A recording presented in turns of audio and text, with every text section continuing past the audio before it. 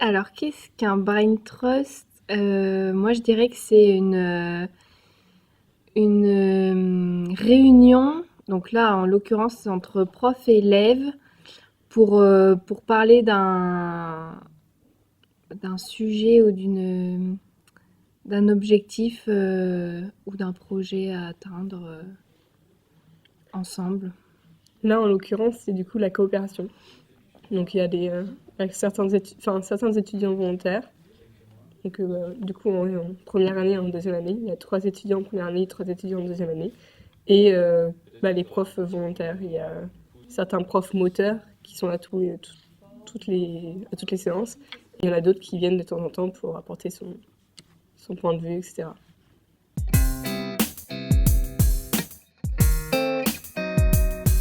On nous a présenté ça en mode on va discuter de la coopération et voir Aujourd'hui, on va parler surtout de vous, projets. parce que vous allez nous intéresser Le tout but, c'est vraiment la coopération. Qu'est-ce que ça va être par rapport à... l'esprit de coopération. Du coup, moi, ça m'intéresse parce que je trouve que je connais pas grand-chose là-dessus et que je pense que la coopération, c'est quelque chose de très important dans la vie de tous les jours, dans le monde professionnel, etc.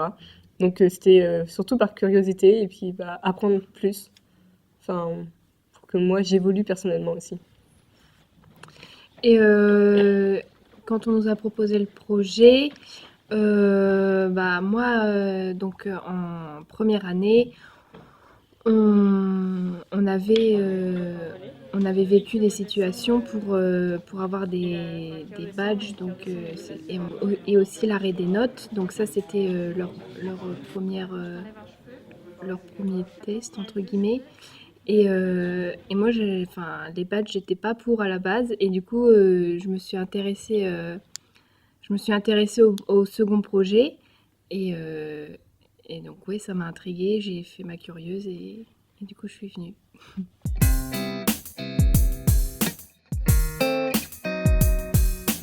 Du coup, pour le brain trust, comment ça se passe? Donc, il y a un enseignant une personne qui est motrice, et en fait, elle va déjà un peu préparer son plan de son déroulé, et après, en fait, elle pose une question, un cadre, et on essaye de répondre, on apporte son point de vue, et puis, si il n'y a pas de réponse, on essaye de voir avec des, des exemples concrets. Donc des exemples qu'on a eu en cours, des exemples qu'on a dans la vie de tous les jours et on voit comment ça se passe comme ça. On voit les profs dans un autre cadre, déjà. Et on mène un projet avec eux qui n'a rien à voir avec les cours, dans cette situation-là, du coup. Et ça va permettre à l'ensemble des élèves et des profs de pouvoir après appliquer des nouvelles méthodes qu'on met en place un peu avec eux. Et, euh, et du coup, je trouve ça super intéressant de travailler avec les profs, mais sans que ce soit des profs, juste entre personnes. Ouais, parce que du coup, je trouve que pour avoir un bon brain trust, il faut vraiment qu'on enlève toute cette domination entre guillemets entre étudiants et puis professeurs. Et du coup là, on l'a bien enlevé. Et en fait, moi personnellement, je suis venue dans le brain trust pour vraiment évoluer personnellement au niveau de ma mentalité, de comment je vois les choses, comment je coopère avec les personnes qui sont avec moi. Voilà, c'est vraiment pour moi, au début, pour le coup, c'était vraiment un point personnel que je voulais améliorer et puis voilà, ouverture d'esprit quoi. Ouais, je suis d'accord.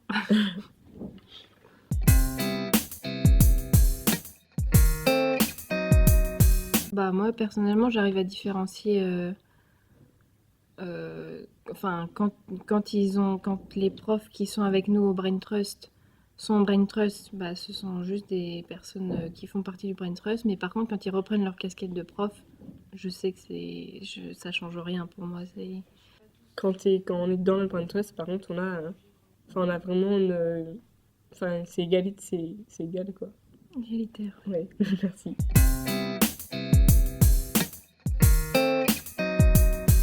Moi, je sais que le brain trust, ça m'a vraiment euh, en tout cas, pour les travaux de groupe, je fais beaucoup plus attention à le fait qu'on coopère, qu'on soit tous ensemble, qu'on ait les mêmes avis, que je prenne en compte l'avis de chacun.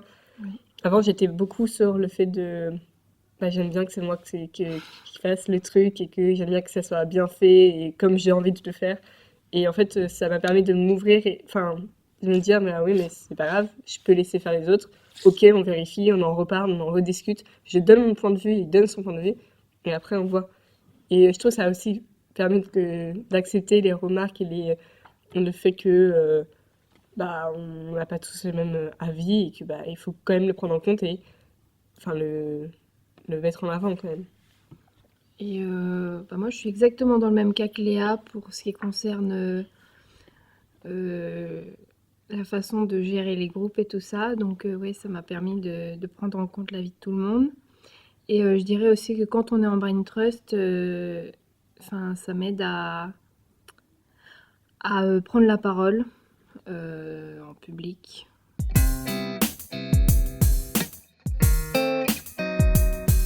Moi, je dirais en chantier.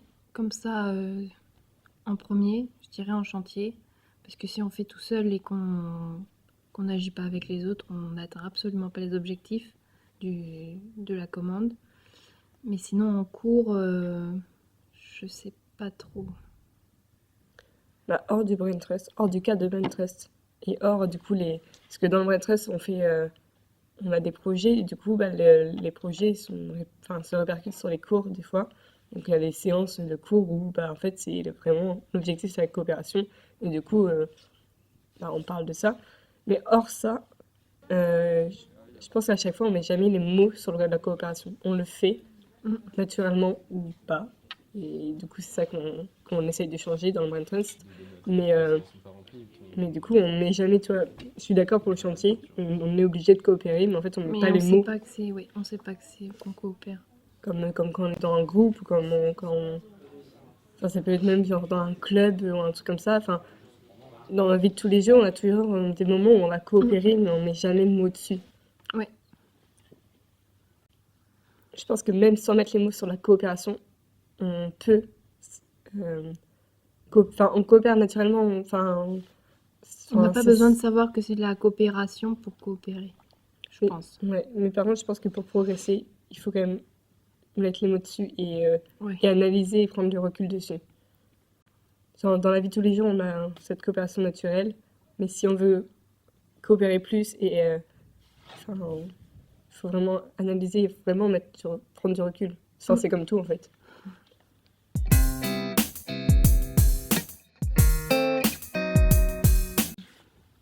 Je dirais quand les avis viennent un peu de tout le monde et que il y ait quand même un référent.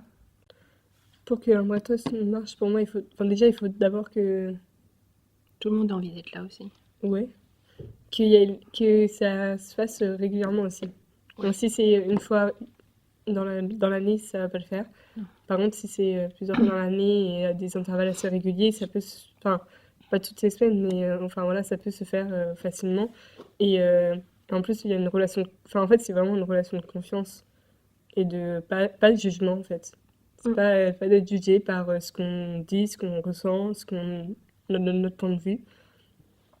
Donc pour moi, voilà, un brain trust, c'est vraiment qu'il n'y ait aucun jugement, qu'on ose parler, le dire et s'écouter. Il faut qu'on ait tous aussi faut qu'on fasse un brain trust pour une raison. Il faut qu'il y ait un objectif à la fin du brain trust. Quoi. On a le même but. Ouais.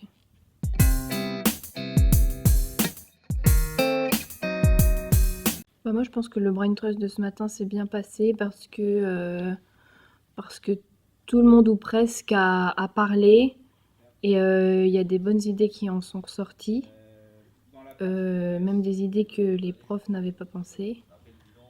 Et je trouve ça chouette que des idées viennent aussi pas du côté faible, mais du côté plutôt élève de la coopération, quoi. Je pense que vraiment, ça a été c'est un bon brain trust parce qu'on s'est appuyé sur les expériences qu'ils ont fait avant. Et du coup, on a pu parler et discuter de ça, et le point de vue de chacun sur ce sujet. Et du coup, là, ça a vraiment permis une discussion. Enfin, pour discuter, il faut quand même qu'il y ait une base. Je pense qu'on a coopéré aujourd'hui parce qu'on a Ouais. forcément dû apprendre chacun. Puis on a tous apporté des éléments, enfin, ouais, que ce Enfin, soit les élèves ou les profs. L'ensemble a coopéré, chacun a donné son point de vue et du coup ça a permis d'apprendre enfin du point de vue de chacun. Mais le fait qu'une personne ou plusieurs ne communiquent pas réellement, ça freine la coopération.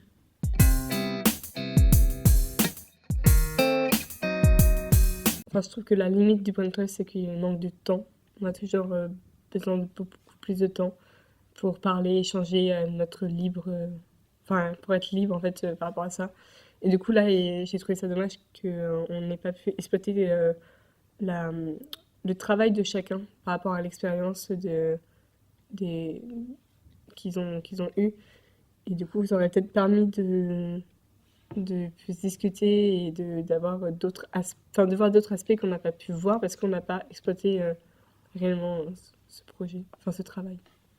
Moi, je trouve dommage qu'il n'y avait pas tous les profs qui étaient là à la base, parce que du coup, enfin, c'était un brain trust important pour revenir sur les situations et tout ça. Et du coup, je sais plus combien il y avait de profs à la base, mais bah, du coup, ils n'ont pas les infos enfin, à chaud comme ça, ils ont pas pu donner leur point de vue. Et ils n'ont pas pu apporter d'éléments, du coup, réflexion, tout ça.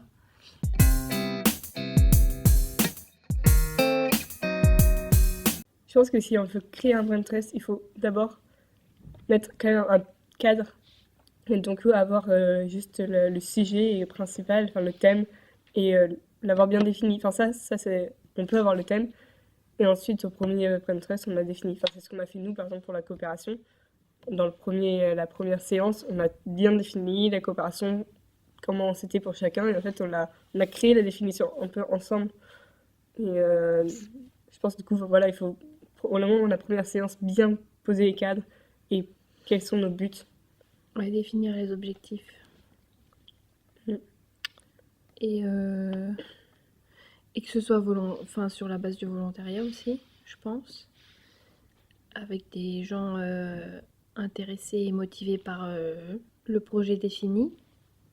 Et vraiment d'y aller, enfin en faire un régulièrement. Parce que sinon on va vite bah, se laisser porter et puis y aller parce que bah, on s'était engagé au début mais on fait pas plus que ça quoi.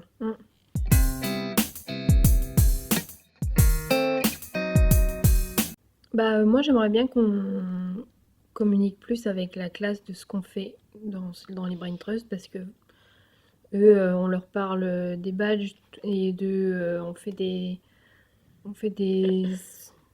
pseudo-expériences avec les élèves en sport, en maths, en n'importe quoi, mais finalement, ils savent pas trop ils remplissent la fiche et puis voilà quoi. Ils savent pas trop ce que c'est, ce qu'on y fait et à quoi ça va servir. Là, ils savent pas qu'on a présenté, que le prof de sport était là pour présenter ce qu'on a fait ensemble. Et je pense qu'il faudrait leur communiquer plus ce qu'on fait. Je suis totalement d'accord. Après, enfin, je trouve que c'est difficile de communiquer là-dessus parce que bah. Juste leur expliquer ce qui s'est dit et pourquoi on le fait. Mais ça va être genre une petite vidéo Voilà. une petite vidéo de ce qui s'est passé. Mais oui, je suis totalement d'accord. Il faut plus communiquer. Parce que, enfin, je sais qu'au début j'avais dit que c'était dommage qu'il n'y avait pas toute la classe. Parce que bah, on a tous un avis différent et puis ça pourrait faire évoluer la classe aussi. Bah, notamment au niveau de la coopération, des fois il y a certains groupes qui coopèrent mal. Je pense que s'ils seraient là, ça serait plus facile pour eux d'avoir le déclic. Mais bah, il y a toujours la question du volontariat. Enfin, on peut pas les forcer à venir dans un truc qu'ils veulent pas. Et puis c'est compliqué de gérer bah, une trentaine de personnes pour discuter sur le même sujet. Donc c'est difficile, mais peut-être réfléchir à comment on pourrait faire pour changer ça. Du coup, dans les autres points à améliorer, ça pourrait être du coup faire un brain trust mais qu'avec les étudiants Mais je sais pas si c'est... Enfin, peut-être, ouais, encore sur ce thème de coopération. Peut-être qu'on pourrait faire un brain trust étudiants et enseignants, comme on fait là. Et à côté, en même temps, un brain trust étudiant, où on parle de... peut-être sur le thème de la coopération aussi, mais ou autre chose, mais au moins que ça fasse un petit... que chaque étudiant puisse donner son avis, et après qu'on peut retranscrire, ou on peut retranscrire au conseil de classe, ou alors retranscrire au brain trust coopération avec les enseignants et les étudiants. Et au moins, on aurait... Enfin, ça serait les trois... par exemple, les trois étudiants de GE2, ils retranscriraient... Enfin, ça serait les porte-parole de la classe des GE2. Ouais, je suis d'accord. Mais enfin, tout ça, je trouve que c'est quand même toujours la même limite, c'est le temps. Enfin, il faut prendre le temps de le faire. Il faut avoir du temps, il faut peut-être empiéter sur les cours, empiéter sur le temps libre. Et ça, c'est compliqué à gérer pour tous. On n'a pas la même Surtout en organisation. deuxième année. Ouais. On n'a pas du tout la même organisation. Faudrait le faire dès septembre parce que là, nous, le mettre en place maintenant, on va arriver dans le gros du sujet quand même. Et du coup, le faire maintenant, je pense que c'est mort un peu pour cette année, mais peut-être les GE1, le mettre en place dès septembre, là où c'est encore un peu tranquille, et l'arrêter au mois de février, un truc comme ça, quand on rentre dans le vif du sujet, quoi.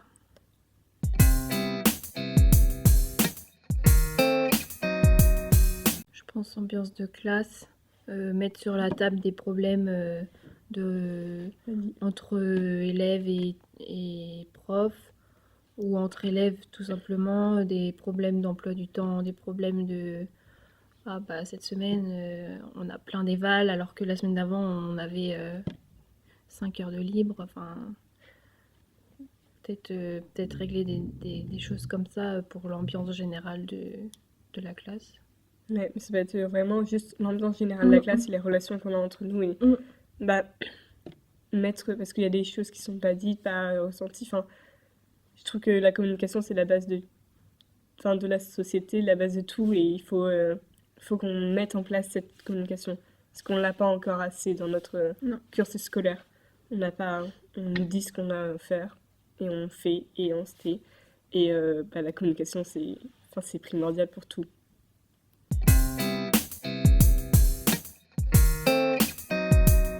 Le fait que Brain Trust ne soit pas dans le cursus scolaire, entre guillemets, enfin là on était volontaire pour le faire, mais ça a été quand même proposé dans un cadre scolaire, ça m'a permis d'y aller et de faire le pas pour y aller. Alors que ça aurait été hors scolaire, dans les temps, enfin vraiment après 17h, enfin après les cours, j'aurais pas forcément été parce que ça veut dire perdre du temps pour soi pour aller se remettre en question, etc. Même si c'est hyper intéressant, je l'aurais pas fait.